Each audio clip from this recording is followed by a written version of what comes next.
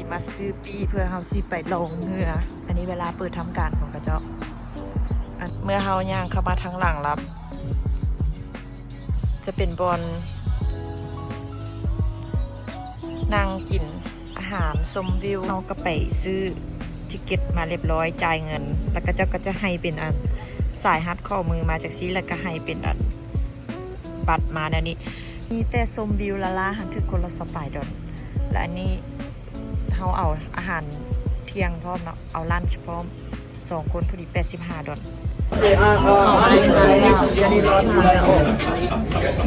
อันนี้บรรยากาศซันลุมมันมี2ซันเฮาอยู่ซันถึงอันนี้ซันลุมป่าแล้วก็ห้องน้ำอยู่ทางนั้นซันลุมเรือกำลังออกอากาศโคตรดีมานี้โซบีกุลักเมื่อวานนี้ฝนตกอื่นกับฝนตกพอดีมานี้เพอร์เฟกต์ชื่อแคนเอาบาอัลตร้าไมโครอัลตร้าได้เครื่องดื่มมาละเฮาเอาอัลตร้าอันนี้ซันถึงบรรยากาศซันถึงเดี๋ยวไปเบิ่งบรรยากาศ2ฝั่งแม่น้ำกันเลยยาวๆไปเลยเด้อAnd every once in a while I'll share some thoughts with you about points on the map and old structures, personality.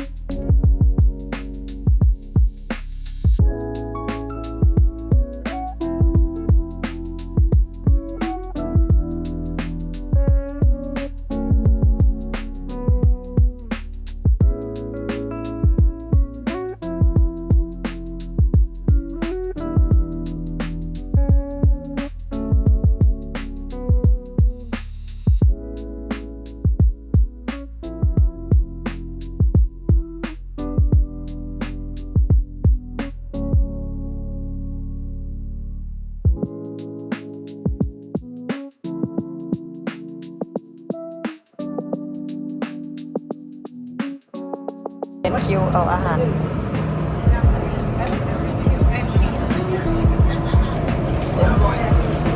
มาแล้วจ้าอาหารอเมริกาเด้อมี mashed potato chicken wings some beef and corn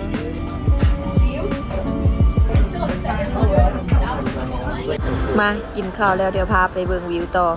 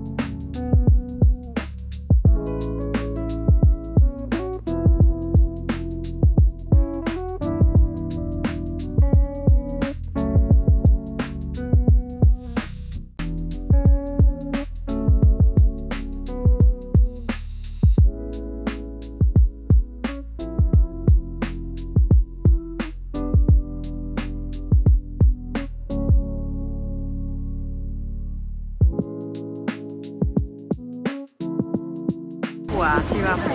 นเปิดให้เรือผ่านแล้ววันนี้มันก็ปิดคืน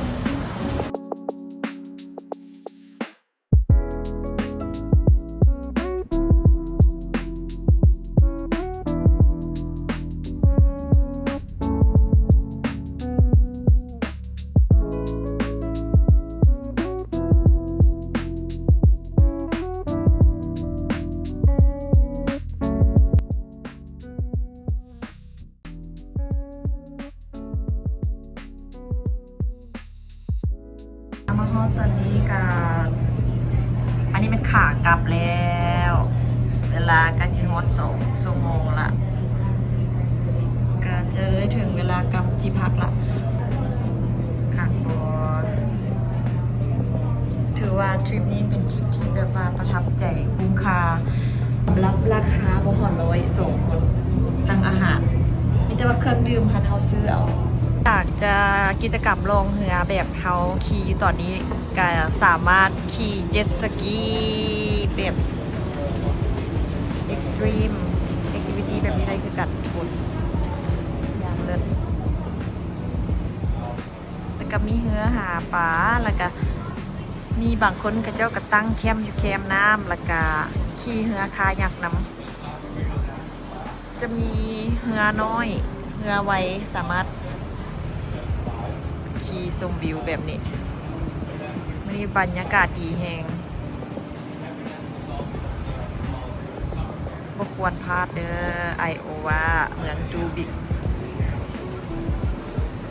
เรือกำลังสิกลับเข้าเทียบท่าอันนั้นเป็นจุดเรือของเราเทียบท่าและอันนั้นก็จะเป็นแบบห้านอาหารที่ว่าเขาสามารถกินพวกซีฟู้ดแล้วก็ชมวิว